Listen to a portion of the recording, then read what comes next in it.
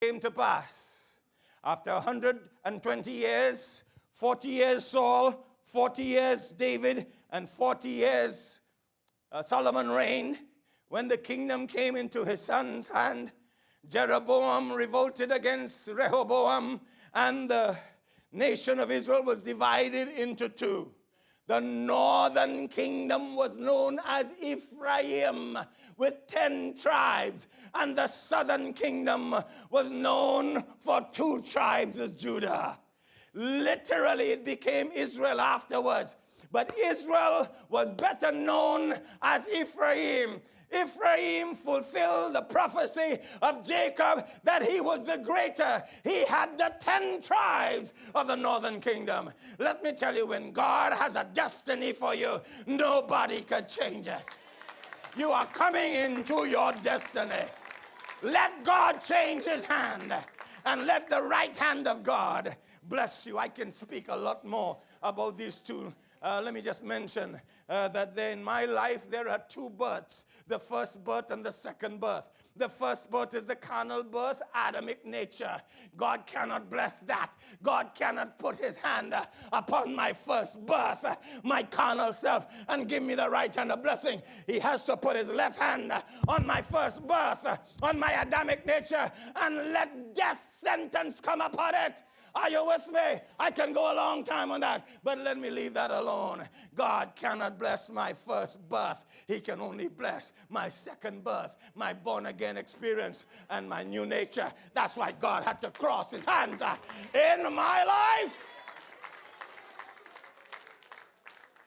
Let's look at the big picture and finish. On Calvary, this is my beloved Son, with whom I'm well pleased. God put his right hand on Jesus. The hand of grace, the hand of power, the hand of blessing, the mighty hand of God rested on Jesus Christ. On his left hand was all mankind, represented Adam, the hand of judgment. Sinners must pay for their crimes. Justice of heaven must be served. Sinners, you are doomed. And the devil was happy that mankind was going to perish under the justice of God. And while God was just, mercy whispered in the ear of God and said, Father, this is your creation, and I know you loved them before the foundation of the world. You sent your Son to die, and mercy talked. And while mercy was talking, God began to change and cross his hand and put the hand of judgment upon his Son and put the hand of blessing upon the sinner. That day, God changed his hand, a hand of mercy.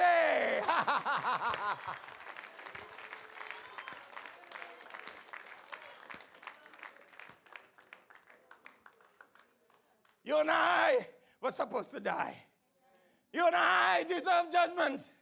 And the left hand of God was upon us. But God changed and crossed his hands and put the blessings of the new covenant and the blessings of Jesus Christ upon those who would believe. Aren't you glad God crossed his hands?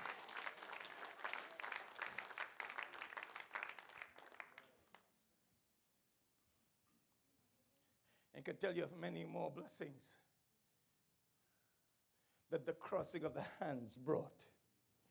Everything that belonged to Jesus, because God crossed his hands, belongs to us now. We are heirs of God and joint heirs with Jesus Christ. Everything he has now belongs to us. Why? God crossed his hands. God didn't change his mind. He crossed his hands. God's plan was from before the foundation of the earth, Jesus Christ would be crucified. Aren't you glad that God changed and crossed his hands? I have one fan down in the back standing up. Since then,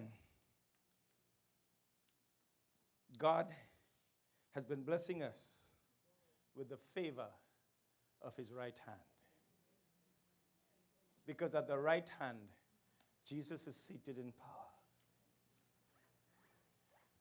When Stephen was stoned, he saw the heavens open, and he saw Jesus standing at the right hand of power.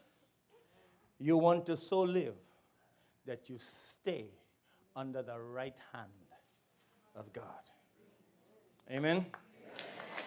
When God crossed his hands, you better conform to the destiny God have called you for, so that God can confirm it and bring you into the fullness of power of the right hand.